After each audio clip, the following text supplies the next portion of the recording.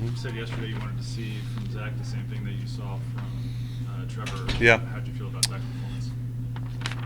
I mean, from a numbers perspective, 5 innings, 3 hits, no runs, no walks, 4 strikeouts.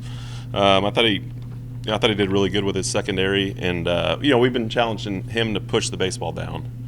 And I think at the very end he got a little bit tired, and the ball started coming up a little bit on him. But sometimes in basketball, if you're not shooting the ball the way you want to, all you need is sometimes it's like one ball goes through the hoop, and then all of a sudden now it relaxes you a little bit. Hoop gets a little bit bigger, and I think sometimes with newer players, there's a little bit of that too. Just seeing yourself be successful, and I thought that was awesome by Zack. And then I thought it was really great at the very end, with Mason in a 4-0 game. Last time he had pitched, I don't remember last time he pitched. Been a couple weeks, and so we had worked on some stuff in the bullpen, and he put it into play, and that was as good as I've seen him in terms of not fighting himself from a mechanical standpoint. So that was really good to see. His velocity was back up. The breaking ball he landed. So that was a good sign as well. Fastball slider. Did he have a third pitch that he threw tonight? No. Okay. Just the slider was getting up to 88. Yeah, I mean, sometimes he throws it harder. Sometimes he backs off it a little bit. He'll change the shape a little bit, but for the most part, it's the same pitch. Sometimes he catches it right. Sometimes he doesn't. 2 fairly clean innings from Mason Bixby tonight. Yeah. Sitting 97-98 with his fastball. Mm-hmm. It was like 93-94 the last few times. What did you see from him tonight? Well, like I said, I mean, we spent, when was it? We spent last Thursday, I think it was, throwing a pen and working on some stuff mechanically to, I always feel like he kind of fights himself, very cross-bodied, huge human being. And when you're cross-bodied and angled, when you drive to the plate and you're angled behind the right-handed batter, it takes a lot to get yourself back on track. And so, I think he was a little bit more in line, which I think freed him up to be able to have a little bit quicker arm and the ball to hop out of his hand a little bit more. So, like I said, the bright spots for sure for these last 2 games are, seeing those 3 guys, obviously other guys as well, but seeing Baumler, seeing James, and seeing Bixby, who those 3 hadn't really got a lot of run in terms of being out there on the mound and having them be super successful is great. It was a really good 18 innings of from the mound. Yeah, you guys shut them out, and they were a top 15 RBI team. What does it mean to see your pitching staff just kind of finally click it all together for 2 midweek games? Well, I think, that's, when you schedule these midweek games in September and October, it's like, man, it's going to be great. We'll have double midweek. We'll get some guys who haven't been able to pitch, more opportunities, and then when it comes, you're like, holy cow, we got like 9 games in 8 days or whatever it is, or 8 games in 10 days, and then next thing you know, you don't have as many long outings the week leading up to it, so now you're really taxed a little bit. But it was good to see. I think they hit 320 as a team coming into it, and they played a pretty good schedule in terms of who they played and been successful. So it was really good to be able to see our guys execute a game plan consistently, each and every guy that went out there. So positive signs, but again, you can't really, other than the positivity in terms of the guys that had success, it doesn't carry over. We don't get to start the game next week, on this Friday with 4 shutout innings. You got to go earn it. But it was nice to see the guys that haven't been getting a ton of opportunities have success. 2nd through the 7th inning, you got the leadoff runner on base every inning. Just how good was that to see you put pressure on them a little bit? Yeah, I think we didn't. I thought yesterday we swung the bats pretty good. I think today, it was kind of mediocre. I think, but they did a really good job. I mean, sometimes you got to tip your cap to the opponent and mixing pitches, and you're seeing a different guy. I mean, they threw, 7 guys today, so you're seeing a different guy each time, and they were mixing speeds well. And we set the table, and now it's a matter of kind of getting the big hit. And obviously, Stroh had, kind of the big hit with the double off the wall to score 2. So I'm glad he's on our team. Chase Bronson, you talked briefly about it yesterday. He was out tonight. Will he be good for this weekend? Yeah, getting him off his feet. The plan was to play in the field yesterday and then DH today, and then with him not feeling good yesterday, took him out of the game, got him off his feet, gave him a day off today. we'll see where he's at when we get to Houston on Thursday. My guess is it's not going to be an issue. Caden, any Yeah, came in through a great bullpen today, and he'll be on schedule to start this weekend. Yeah.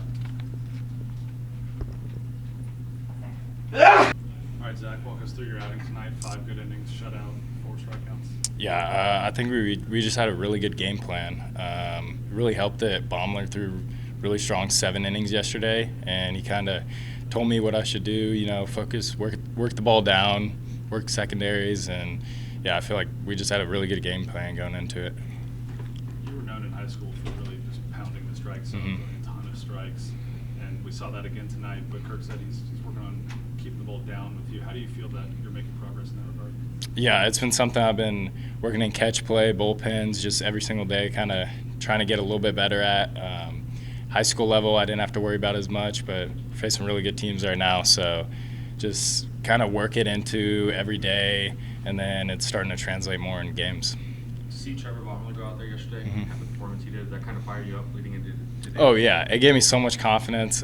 Seeing him go 7 strong yesterday against good hitting team, we knew that coming in. So, he just came in yesterday, walked in the field today, and he said, go get him. You got this, and all the confidence. You think about the freshman arms on this team, you and Trevor and Nate and Brassfield, and then also bats like Strohs. Just talk about the freshman class and how fun it is to see a bunch of you guys contributing. Yeah, our class is awesome. It's so loaded. It's awesome to see all these guys contribute so much.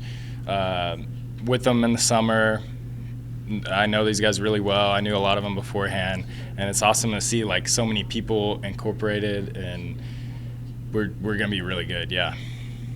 With that defense behind you, like the play Jack Bill made at their base tonight, how is it being able to fill up the strike zone knowing that they're behind you? Yeah, just like you said, it feels like I can just attack more. I don't have to worry about nibbling, getting strikeouts almost. I can just attack, keep the pitch count low, just get weak contact, and I got amazing fielders, all 9 of them behind me, 8 of them, so just attack, yeah. The trip to Texas Tech this weekend, do you think that's kind of when you started feeling a little bit better about how the season's been? You had 1 scoreless inning. Yeah, I had a little bit of talk with our strength coach, or our mental coach. I had a talk with Coach Saarloos, and it kind of got me back on track, mentally especially, kind of get after it more, and I felt like I was then, and then more confidence leading up to today's outing. Awesome, thank you guys. We're getting to third because normally we don't see triples off the wall to left field like that. I saw it take a big kick. Didn't know at first how far it was coming off, but saw the left fielder start to hit a run. So I was like, I think I can beat him to the bag. You've been moved up to the two spot in the lineup. How have you been adjusting to it? Was there any adjustment period at all for you, or is it just another at bat? A lot of my life I've been in the 2-hole. I like being there.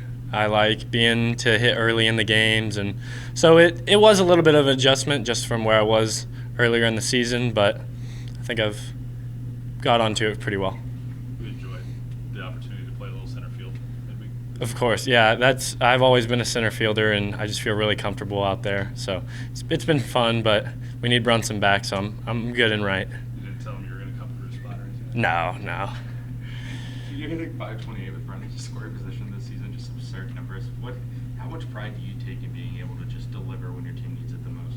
Well, those guys getting on base in front of me is like a big thing. So I feel like I owe it to them to score and get us rolling. So I take a lot of pride in that. When you think about just the progress that the freshman class has made from the start of the season to now, how cool is it to see so many guys in your year contributing to this team?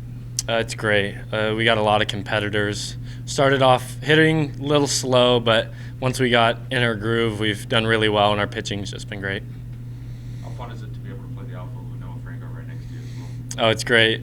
Me and Noah are really close, and close in the lineup too. So we feed off each other's energy. Really fun to play with him. Big series in Houston this weekend. What do you guys got to do to kind of get on track first? You've been winning the Friday night games. What do you got to do to win Friday and Saturday? We just got to stay on the pedal, play all 9 innings, get ahead early, and just take good at-bats. Yep. Appreciate you guys. Thanks, guys.